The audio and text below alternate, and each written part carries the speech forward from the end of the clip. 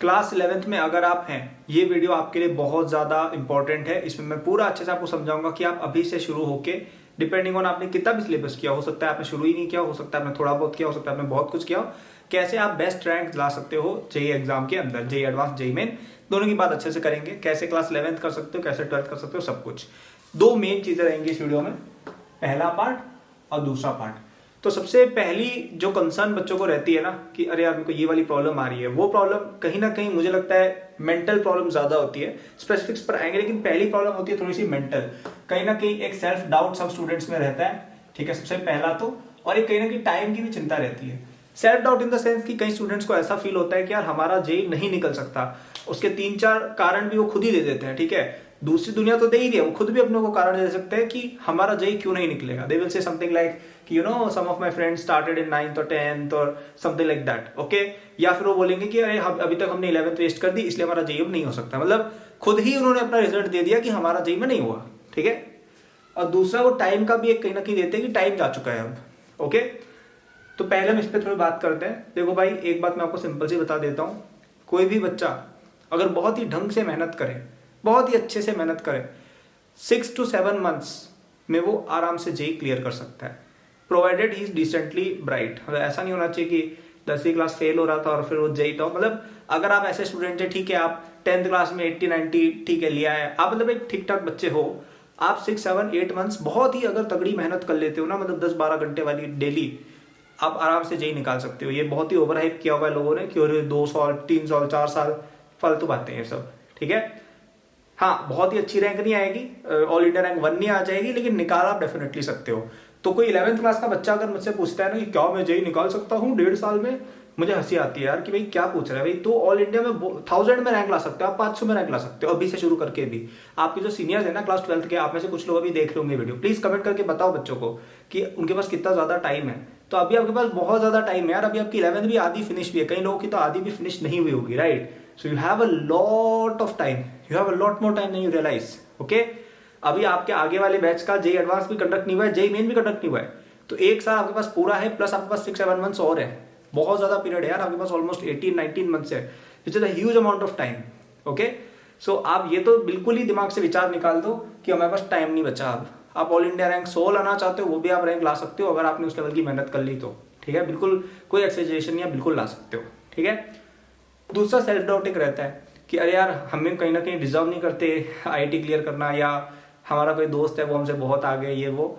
देखिए यहाँ पे भी मैं एक बात आपको बताता हूँ कि देखिए बिल्कुल ऐसे बच्चे होते हैं जो 9वीं-10वीं से चीजें पढ़ रहे होते हैं, और हम जब 11th में आते हैं हम उनको देखकर डिमोटिवेट हो जाते हैं कि अरे इसको सब कुछ आता है, मुझे तो कुछ नहीं आता है। लेकिन आपको एक बात समझनी होगी कि ये जो आईआईटी जेईई की रेस है एक बहुत लंबी रेस है, ठीक है।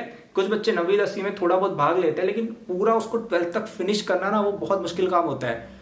आपकी जेई प्रेप जैसे जैसे आगे बढ़ेगी ना बहुत मुश्किल होती जाएगी, क्योंकि टॉपिक्स भी बहुत डिफिकल्ट होंगे, बैकलॉग्स बिल्डअप होती जाएंगे, रिवीजन करने की जिम्मेदारी आएगी, टेस्ट आएंगे, बहुत सारी चीजें आगे आने वाली है जो भी आपने एक्सपीरियंस भी नहीं की है। अभी आपने पता है 10% जेई प्रेप देखी है, आपको लग रहा होगा कि 25% टाइम बीत गया है, 30% टाइम बीत गया है, नहीं बीता है। अभी आपने 10% जेई प्रेप भी शायद नहीं देखी है। असली जेई प्रेप 12th में शुरू होती है, राइट।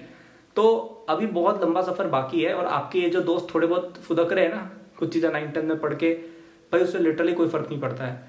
आप अपनी रेस चलो, आप अपने पाथ पर चलो, आप अभी भी बहुत अच्छा कर सकते हो, ठीक है, बहुत अच्छा कर सकते हो यार, तुम मुझसे बेटर कर सकते हो। It's all about starting and finishing it well, ठीक है। कई बार किसी टीम का स्टार्टिंग में 2-3 विकेट गिर जाते हैं, कोई बात नहीं, लेकिन अच्छी साझेदारी बनती है तो लास्ट तक मैच चलता है, वो जीतते भी और अच्छे रन भी बनाते हैं, है ना। तो ऐसा हमें बिल्कुल भी नहीं सोचना है कि खुद को डिस्क्वालीफाई मत कर दो यार, ठीक है। पहली तो मेरी यही एडवाइस रहेगी कि भाई खुद को डिस्क्वालीफाई करना बंद करो, ऐसे लोगों की बातें सुनना भी बंद करो जो तुम्हें कहते हैं कि तुम ये क्राइटेरिया तो तुम जेई नहीं निकाल सकते, ऐसा कुछ नहीं होता है, ठीक है। और अगर आपको इस तरह की और मोटिवेशन वगैरह चाहिए, चैनल को सब्सक्राइब वगैरह कर सकते हो। मैं यहाँ पे जेई की बहुत ही ऑथेंटिक एडवाइस वगैरह सब कुछ देता हूँ। मैं खुद ऑल इंडिया रैंक 1 लाया हुआ हूँ जेई मेन 2017 में विद फुल मार्क्स। उस समय 360 का पेपर होता था, उसमें फुल मार्क्स पहली बार हिस्ट्री में और किसी के नहीं आए। और मैं IIT बॉम्बे CSE से ग्रेजुएट हूँ, मैंने 3.5 साल में डिग्री कर ली थी। तारीफ नहीं कर रहा हूँ, तो मैं बता रहा हूँ कि तुम्हें मेरे से जेन्युइन एडवाइस मिलने वाली है, तो सब्सक्राइब नोटिफाई कर लेना। तो ये तो हो गया यार सेल्फ डाउट और टाइम की बात। तो पहले तो एक बार कमेंट करके बता दो yes I will be an IITian, ये कमेंट करो सब लोग, ठीक है। और आई होप आपका ये वाली चीज़ तो दिमाग से चली गई हो कि हम नहीं कर सकते, ठीक है। अब चलो ये तो भी हवाई बातें, अब थोड़ी कॉन्क्रीट बातें कर ले। कॉन्क्रीट बातें किस चीज़ की होंगी? स्ट्रैटेजी कि क्या करना है, ठीक है। तो अब आपके पास मेनली दो चीज़ें हैं, एक 11th और एक 12th को भी गोली मारो, आप 12th में आओगे तब 12th के लिए अच्छे से और स्ट्रेटजी बनाएंगे, लेकिन अभी आप 12th के बारे में बिल्कुल नहीं सोचेंगे, ठीक है। सब्सक्राइब रहे, नोटिफाइड रहे, आपको बता दूंगा मैं जब इसके बारे में कुछ कंटेंट आएगा। 11th के अंदर अब हमें मेनली दो चीज़ों पर ध्यान देना है। पहली हो गई हमारी बैकलॉग्स और दूसरी हो गई हमारी रिवीजन। ये दो चीज़ें हमें मेनली अब करनी है। कैसे बैलेंस करना है समझते हैं, ठीक है। और एक और चीज़ भी बैलेंस करनी है, करेंट चैप्टर्स, ठीक है। करेंट चैप्टर्स सीसी वो है जो करेंट चैप्टर्स आपके अभी क्लास में चल रहे हैं। तो सबसे पहली प्रायोरिटी हमें बनाना है करेंट चैप्टर्स को। तो आपकी अभी जिस भी कोचिंग में आप जाते हो या जहां से भी आप सेल्फ स्टडी, ऑनलाइन स्टडीज जो भी आप कर रहे हो, वहां पे जो भी करंट चैप्टर्स चल रहे हैं उनको आपको सबसे पहली प्रायोरिटी देनी है, ठीक है। मुझे पता है कुछ चीजें ऐसी होती हैं जो प्रीवियस चीजों पर डिपेंडेंट होती है, समझ में नहीं आती है, ठीक है, मैं समझता हूँ, उनको जितना समझ में उतना बढ़िया। लेकिन कई सारे टॉपिक्स ऐसे हैं जो इंडिपेंडेंट ऑफ प्रीवियस है, क्योंकि अभी आप 11th में हो, अभी हर टॉपिक ऑलमोस्ट नया आएगा। जैसे ऑर्गेनिक में नोमेनक्लेचर और आइसोमेरिज्म बिल्कुल अलग टॉपिक्स हैं मोस्टली, हाँ ठीक है कुछ ओवरलैप है बट मोस्टली अलग है। आईयूपीएसी और जीओसी या जीओसी और आइसोमेरिज्म काफी हद तक अनलिंक्ड है। या फिजिक्स में बात करें, फ्लूइड मैकेनिक्स और मैकेनिक्स का कोई रिलेशन नहीं है, वेव्स और मैकेनिक्स का अगेन बहुत ज्यादा कोई रिलेशन है नहीं। मैथमेटिक्स में भी बाइनोमियल पीएनसी का कोई रिलेशन नहीं है क्वाड्रेटिक वगैरह से, राइट। तो अनरिलेटेड चैप्टर्स हैं, तो आप करंट चैप्टर्स से भी पढ़ना चालू कर सकते हो, इतनी कोई प्रॉब्लम नहीं है, ओके। तो करंट चैप्टर्स पे आपका ध्यान होना चाहिए, आप कोचिंग में सेल्फ स्टडी जो भी कर रहे हो, ठीक है। अब कोई ऐसा बच्चा हो कि हमने शुरू ही अभी किया है, तो आप बिल्कुल स्टार्टिंग से शुरू करेंगे, जीरो से, ये मानते हुए। अगर आप सेल्फ स्टडी वाले प्योर बच्चे, आप ये मान के चलेंगे कि आप ही खुद की कोचिंग है और आप जीरो से शुरू करेंगे एकदम, और वही आपके करंट चैप्टर्स, आपको कोई रिवीजन नहीं करना है, कोई बैकलॉग आपकी नहीं है, तो आपका पूरा टाइम जाएगा किसमें, करंट चैप्टर्स में। सारा होमवर्क आप करेंगे, लेक्चर्स अटेंड करेंगे, नोट्स वगैरह सब प्रॉपर बनाएंगे, और आप इन पे सबसे ज्यादा टाइम देंगे, क्योंकि रिवीजन और बैकलॉग करने का हमें बहुत सारा टाइम आगे मिलने वाला है। लेकिन करंट चैप्टर मिस हो गए, प्रॉब्लम होती है। जैसे अभी आपने कुछ चैप्टर्स की बैकलॉग अक्यूमुलेट की हुई है अगर, तो आपको प्रॉब्लम हो रही होगी ना, तो वो प्रॉब्लम बढ़ ना जाए, इसलिए हम कोशिश करेंगे सबसे पहले करंट चैप्टर्स को हम अच्छे से ध्यान दें। फिर अपनी नेक्स्ट प्रायोरिटी रहेगी बैकलॉग्स कवर करना, कि जो टॉपिक्स हमारे छूट गए थे या जो टॉपिक समझ में नहीं आए थे उनको हमें कवर करना है। कब कवर करेंगे इनको, 3-4 अपॉर्चुनिटी है। संडे को कर सकते हो, अभी दिवाली ब्रेक आपका या तो चल रहा होगा या आने वाला होगा, दिवाली ब्रेक यूज कर सकते हो, बहुत लंबा दिवाली ब्रेक है। एक दिन में एक चैप्टर की बैकलॉग उतारो आप, एक दिन बैठो, सुबह 8 बजे रात को 8 बजे फिनिश करना, बैकलॉग आराम से क्लियर हो जाएगी, क्यों नहीं होगी, राइट। फिर आपको कोई हॉलीडेज मिल रही है वो आप यूज कर सकते हो। फिर आपका 11th और 12th के बीच में एक ब्रेक मिलेगा आपको, लगभग 15-20 या 1 महीने का, तो उस टाइम को भी आप यूज कर सकते हैं for clearing all your backlogs, okay. अब इसमें बैकलॉग क्लियर कैसे करनी है, अब बैकलॉग यहाँ पे आपको कोई बहुत एडवांस लेवल पर क्लियर नहीं करनी है, आपको बस करना है कि यार एनसीईआरटी लेट से रीड कर ली, आपके कोचिंग के लेक्चर्स या कोचिंग के आपने कुछ नोट्स वगैरह पढ़ लिए, और एक्सरसाइज 1 सिंपल वाली बना ली।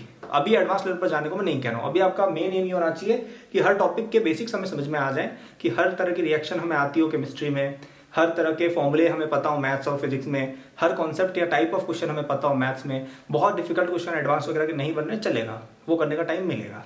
अभी आपको केवल बेसिक्स क्लियर करने, उसको बैकलॉग कवरेज में हम कहेंगे। फिर लास्ट प्रायोरिटी पर रहेगा अपना रिवीजन, ठीक है।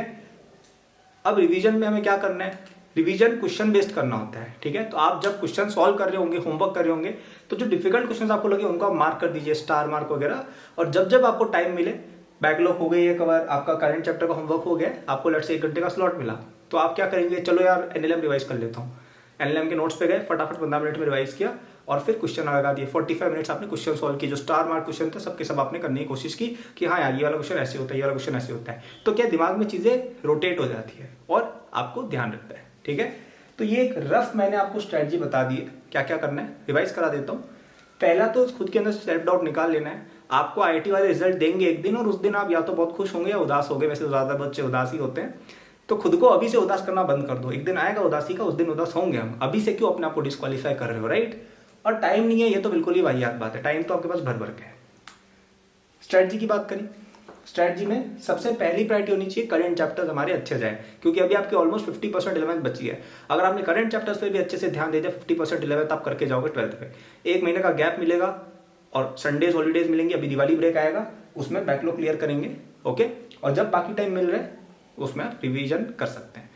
तो अगर आपने केवल ये चीजें भी की, अभी भी शुरू करके आप 70-80% 11th क्लियर करके आप 12th में जा सकते हो, और बाकी 10-20% तो कवर कर लोगे यार, तुम लोग होशियार हो, राइट।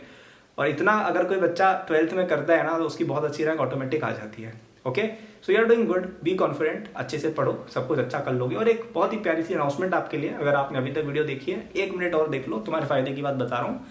तो हमारा जेई 2025 का एक कोर्स चलता है, ठीक है, जिसके अंदर मैंने खुद आपका पूरा कवरेज किया हुआ है फिजिक्स केमिस्ट्री मैथ्स का। तो अगर आप चाहते हो कि यार आपकी बैकलॉग वगैरह बहुत ज़्यादा ही है, या आप सेल्फ स्टडी कर रहे हो और आपने कुछ शुरू ही नहीं किया है, कम किया है काफ़ी, आप मेरे साथ पढ़ सकते हो, जिसके अंदर मैंने हर एक टॉपिक आपका काफ़ी फटाफट कवर करवाया है। मतलब उसके अंदर 2 to 3 आवर्स मैक्सिमम एक टॉपिक को दिया गया, एक चैप्टर को, और तीनों सब्जेक्ट के चैप्टर्स हमने कवर किए हैं।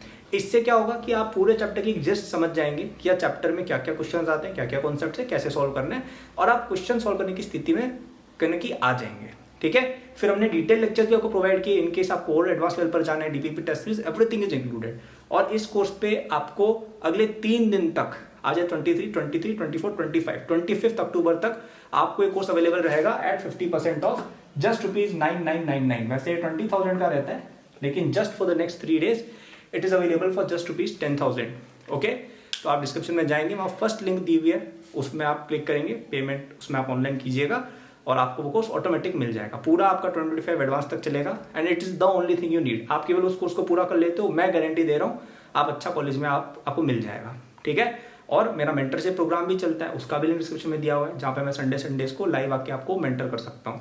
तो ये मेरे 2 प्रोडक्ट्स हैं जो आपकी हेल्प के लिए अवेलेबल है। अगर आपको ये चैनल अच्छा लगता है, ये तो आपको बहुत ही ज्यादा पसंद आएंगे, ठीक है। तो कोर्स है, उस पर तो भी डिस्काउंट भी चल रहा है, so you can get it using the first link in description. I thank you for watching this video, good luck, all the best.